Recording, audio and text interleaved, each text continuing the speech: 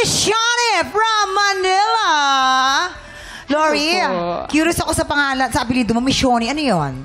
Mission lang po Mission, talaga. Mission. Ano ba yan? May lahi ka ba?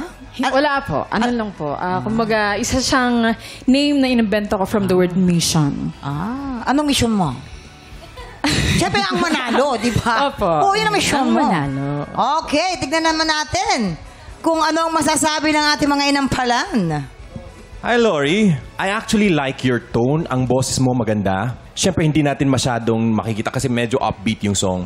Yung lyrics lang, may mga lyrics na hindi ko maintindihan. Siguro, yun lang yung struggle mo na part, ano? Kasi nga, siguro iniisip mo pa yung lyrics at the same time, pinaperform mo. But, yun lang naman, madali mo namang yung ayusin. And overall, I think you did a great job. Congratulations. Thank you so much. Yes. Alam mo, Lori, sinimulan mo yung kanta ng very powerful. Bumuga ka agad, which is na-shock ako doon. Maganda. Siguro hindi lang siya pulido for me, yung pinakauna. Maganda yung boses mo, andun. Confidence, nakita ko. Stage presence, andun. So, congratulations. I still enjoy your performance. Thank you po. Diba? Lori, Hi po. your stage presence was very powerful. Bagay na bagay doon sa napili mong kanta.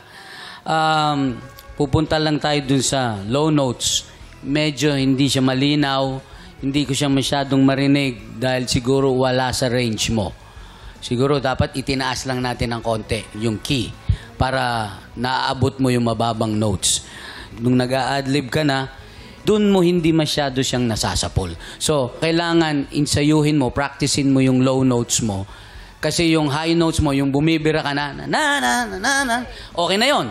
Dito ka mag-concentrate sa low notes.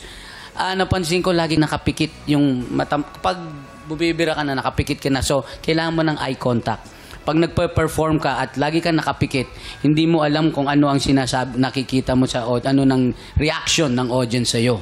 Kailangan makita mo yon para makarelate sila sa'yo at ikaw makarelate din sa kanila. Ayun. Thank you po. Interaction. Alright, thank you po. Anong score naman kaya ang maibibigay ng ating mga inampalan? Lori, ang stars na ibibigay ko sa'yo today ay...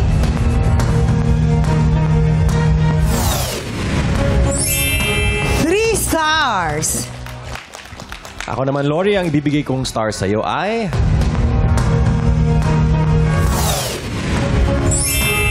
stars din. Ako, Lori, eto na. Medyo bibitinin muna natin kung ano ang score na ibibigay ni Papa Renz. Sa ngayon, kilalanin na natin ang ating pangalawang kalahok na si Nez Carrillo. Kuya Nes, magandang umaga. Magandang umaga rin po. Ang ganda ng ipin mo, Oy, ba't dumidila na gano'n?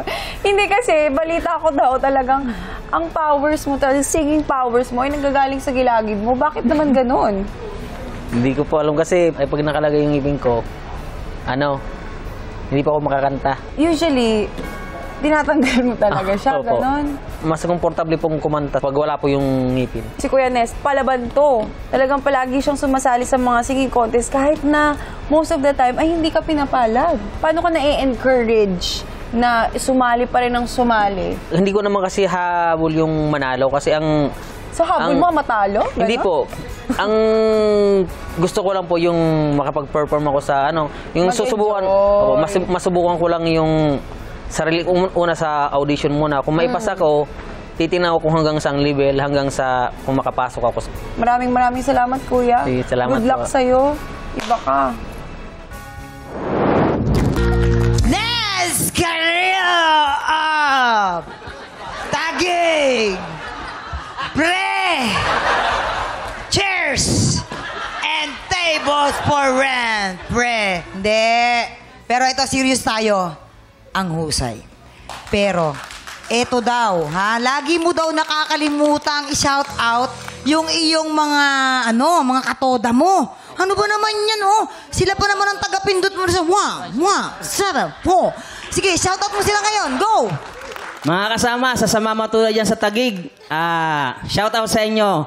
Ingat kayo sa biyahe at pagpalain nawa kayo ng Panginoon. Diba? Talagang, pangmalakasan. White shoes. Yes, huwag kayong magic niya yan. Yan ang kanyang kapangyarihan. Okay, tignan natin kung anong kapangyarihan may bibigay sa'yo at Next. masasabi ng ating mga inampalan. Alam mo ba ang ganda ng boses mo? Ito yung kanta na hindi na kailangan i-perform. Hindi mo na kailangan ng maraming hand gestures, hindi mo naman kailangan. Kahit simplihan mo lang ang yung, kahit tatayo ko lang dyan, maganda na yung meaning ng song at maganda na yung awitin. At meron ding mga, syempre, yung mga pag-enunciate mo ng words, yun lang. May mga konting P, nagiging F mo, ganun. Bantayan mo lang yun. So far, yun lang naman yung mga napansin ko. Gusto rin kitang marinig mag-Tagalog na kanta. Sana kung may chance ka pa. But so far, okay naman yung performance mo. Good luck sa'yo. Oh, maganda yun. Yung sa akin, siguro, ang low notes mo lang, careful lang, dapat pulido talaga yung sa baba. At saka, ang moves mo, parang, grabe, para kang... Paano yung moves niya? Paano? I can tell. Parang kulang. Uy. Kulang na lang gumanan eh. Pero okay naman. Lesson lang ng konti. But, masaya ako sa performance mo. Ay, ma'am Salamat pala. po. Yan talaga yung mga type ni Jessica, yung mga mukhang inuumaga na umuwi. Yeah. Si Renz. Si Renz, oh. Dali, oh. Ngayon lang ako nakarinig ng version ng Rod Stewart na original na Air Supply ang dating. Diba? Oh. Yun lang, movements mo nga, medyo pabigla-bigla. Gawan mo naman ng konting gracefulness. Diba? Medyo, Sige. parang... Sample, tuturuan kita. Paano ba yung mga gusto mo mga moves? Ano yan? Huwag alisin mo mga ganun-ganun. Oo. Ay, Yun, no? Yan, oh. Yeah. Ayan, oh. Yeah. Ayan, oh. Ganda. Par- Oo, parang Jabberwockies. Cute! parang i-indak eh. Parang, yung kanta ballad eh. Oo, medyo i-graceful movement mo lang. Para, Sige nga, paano ba, Sir Ayan Renz? na, Pakitaan ayan na. mo siya. Pakitaan mo. Para yung... Paano ba yung graceful? Ayun. Pakitaan mo kasi na tamang yung graceful. Para yung... Crying forever. Ayan, yung movement. Yung movement. Dapat nakatayo kasi Movement. dito. And the stars in the sky don't mean nothing. Ay, gagano, tutuwa. Ay. Oh, wag naman yung ganyan, Jessica. Wag naman ganyan, Jessica. Wala ganun. Paano yung kay Jessica? Parang bibili na ako ng ticket niyan eh. Oo, eh. So, dapat chill lang yung movements. Dapat chill. Oh, diba? nagkakatuwaan lamang tayo, ha? Pinatanggal lang namin yung mga kaba-kaba ninyo. Yes. Maganda yung ad-lib mo nung ending. Yung wow, iba. Hindi kagaya nung talagang ginawa nung original. Gusto ko yung parte na yon. Tamo? Maganda yon. Kasi usually, pag kinakanta itong awiting ito, there's the tendency na yun na lang ang gagawin mong pag-awit. Kasi wala ka na talagang kailangan baguhin, pero may nabago ka pa rin. Maganda yon. Yun. Maraming salamat po. Eto na, alamin natin anong score naman kaya ang ibibigay ng ating mga inampalan. Nes, ang stars na ibibigay ko sa iyo today ay...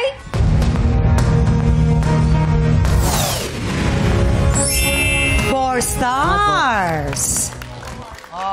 Next ako naman, ang ibibigay kong stars para sa'yo ay...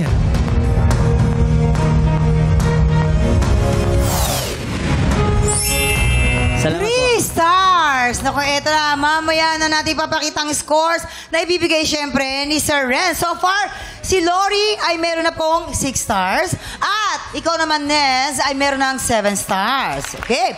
Sino kaya sa kanila ang makakakuha ng pinakamaraming stars at hahamon sa kampiyon?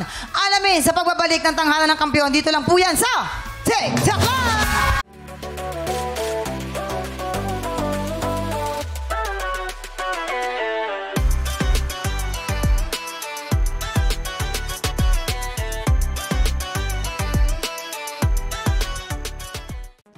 Tropa, pinanood mo hanggang sa dulo itong video na ito? Abay, very good ka!